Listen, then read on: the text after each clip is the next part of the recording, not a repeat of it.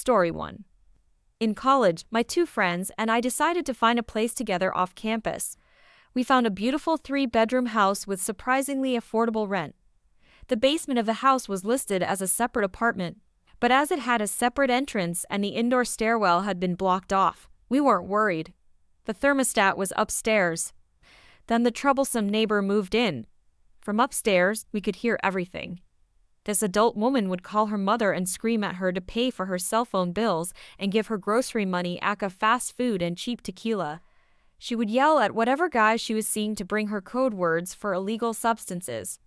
One day, she brought home 3 puppies to scream at too. We were terrified of this woman, and the noise was awful. Also, we had foolishly signed a lease stating we were responsible for all utilities, meaning we were now financing her gas, water, and electric. With only 2 months left on the lease, we thought we could just ride it out. Then she started smoking constantly. According to the landlord, she'd quit for good when she'd signed the lease, but that only lasted 2 days. Since it was winter, the heat was running nearly 24/7, and the smoke was wafting up from the vents. Our apartment and all our belongings began to reek with smoke. We contacted the landlord because we'd signed for a non-smoking apartment. He told us we lived in a state where you could technically call an apartment non-smoking even if it shared ventilation with a smoking apartment. At this point, my 2 roommates were heading out for a 2-week vacation. They were online students, while I was residential, leaving me alone in the apartment with a smoker in the basement. I couldn't sleep or eat because my stomach decided to react to all the secondhand smoke by aching and cramping constantly. After 3 days, I was a little insane. I made a plan. I checked the forecast, lows in the 20s all week. I borrowed a friend's ultra-insulated sleeping bag. I bought one of those ski masks with holes for your eyes and mouth. I got out my stocking cap, my silk long underwear, my woolen socks, and my down parka. I bought tea, hot cocoa, and ramen, and prepared to live off a diet of hot liquids. And I turned off the heat. Day 1. She's screaming at her mother for forcing her to move into this frozen apartment. Day 2. She's screaming at her boyfriend because he won't let her move in with him. Day 3. She's screaming at the landlord about how she's freezing. Day 4. The landlord is at my door. I greet him in a full ski mask, parka, and stocking cap, looking like I'm heading out to rob Santa Claus at the North Pole. He asks me if I don't find it a little chilly in the house. I replied, I'd found all the cigarette smoke a little warm. Day 5. She's screaming about the people upstairs to anyone who will listen, and I'm sitting upstairs clutching my car keys and my pepper spray with 911 typed into my phone. She finally decides she's leaving and moving in with Greg, even though he just got out for stabbing Travis, and he lives in that creepy house in the woods with all those biting dogs. Day 6, she's gone. Moral of the story: there's a reason the rent seems too good to be true. P.S.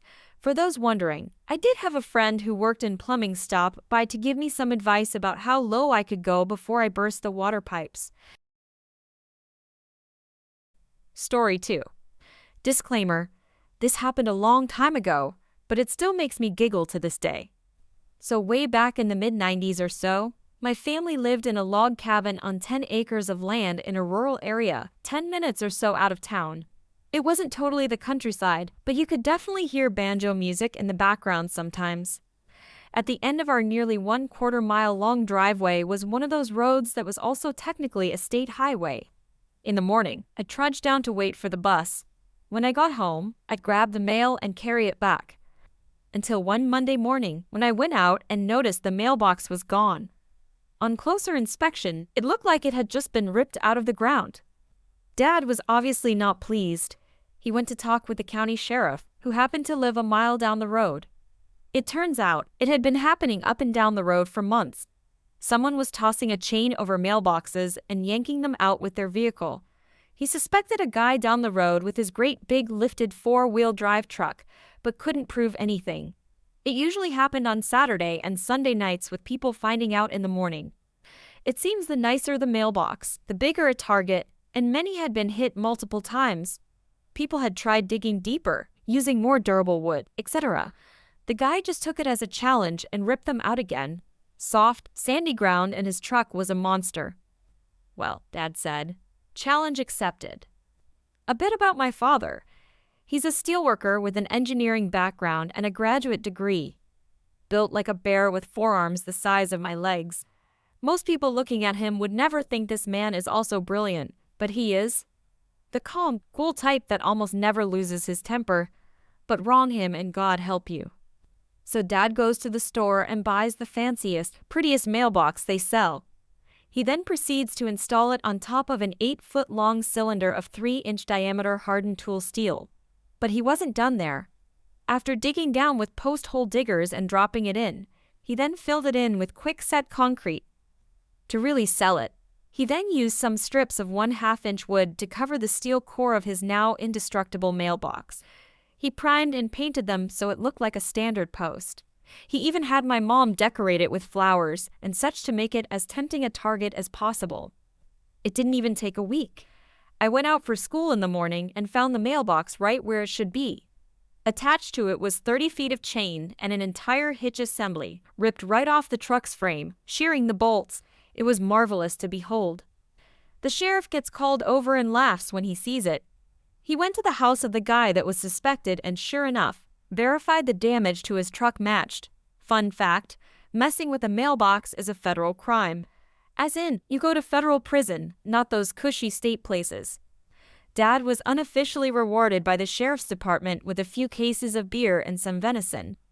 After that, every deputy in town would flash him a thumbs up whenever they saw him. Edit. Apparently, vandalism to mailboxes is far more common than I thought, and other people have taken similar measures. I guess great minds think alike. Edit 2. As many have commented, apparently federal prison is actually a lot better than state. Didn't know that, sorry. Story 3. I was hired by a company as an assistant manager, a job I was well qualified for. The owner is rarely on site as he owns several businesses. The company is run by a general manager who hired me but works mostly second shift, so I would have little daily contact with her since I was hired for the first shift. I was assigned to Eva for training. Eva was a manager and had been with the company for 5 years. I trained with her for a few days and then I was on my own. Though she and I had overlapping shifts and would see each other a few days a week. We were friendly but not close. After a few months, I was doing well at my job and had even gotten some new procedures adopted to help boost sales. Eva began to act resentful. She would correct me for small things and took any opportunity to remind me that she had trained me. It didn't matter to me, she wasn't my boss. I reported to the general manager. So I mostly just ignored her. What I didn't know was that Eva was not just tight with the general manager, but they had worked together at another place for 10 years before this one. One day at shift end, the general manager asked to talk. She told me it's not working out, saying I was still making mistakes at 6 months that I shouldn't be. I asked for examples.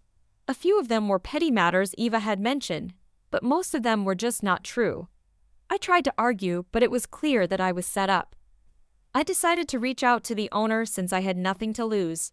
He was sympathetic, but said he relies on the general manager to run the business and had to support her decision. Then he mentioned that if things hadn't been so bad between me and Eva, it probably could have been worked out. That's when I knew she was behind me being fired from a job I needed, really liked, and was making great money. I vowed to get revenge. I started searching for her online info. In less than an hour, I had uncovered gold, thanks to one of those pay services. About 3 months prior, Eva was arrested and charged with driving while intoxicated in a neighboring state. The court records showed she had a hearing coming up in a few weeks. That was enough to get her fired. It affects a professional license she and I had to have as management. Per state law, license holders must report criminal charges to the licensing board. And in the case of a driving while intoxicated arrest, licenses are typically suspended pending trial. I called the owner and told him what I discovered. It was news to him. I guess since it was out of state, Eva was keeping it secret. Maybe she was hoping to get let off the charges. The next day, the owner called and said Eva was fired. He thanked me for telling him about her driving while intoxicated, apologized for how I was fired, and offered me Eva's position and salary. He asked me to come in the next morning to meet with him and to cover Eva's shift. I accepted. That alone was satisfying revenge. But what happened next was the icing on the cake. I got to work extra early, met with the owner and general manager, and we all agreed to start fresh. It was still an hour before opening, and I was in the back of the place when I heard the front door chime. When I came out a few minutes later, Eva was there, tears flowing, begging the owner for her job back. She obviously didn't know I was there because when she saw me, her whole body seized and her shocked expression was priceless. I walked right by her, staring her down with a grin, and went outside. Eva came out a minute later and wouldn't make eye contact. As she walked away, I said, "Good luck on the 23rd. That was her court date. Story 4. This was back in high school when I was 17. I'm currently 20. I was in a class for forensics, and this teacher was notorious for making fun of students. I'll call her rude teacher. To put into perspective how much I disliked her, I got a pet cockroach and named it after her. In this class, she would have students take attendance by lining up and answering a question at her desk before going to sit down. This is important for later. It started with things such as making fun of students who weren't in class to hear, poking fun at how they looked, their grades, their clothes. Things slowly escalated as the year progressed to where she would mock my voice in front of everyone whenever I spoke.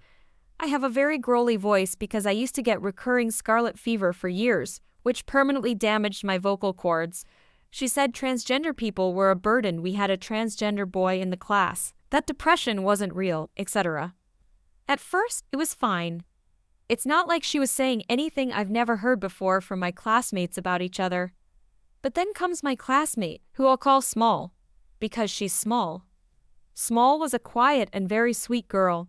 She was funny and always nice to everyone, but she had really bad depression and anorexia.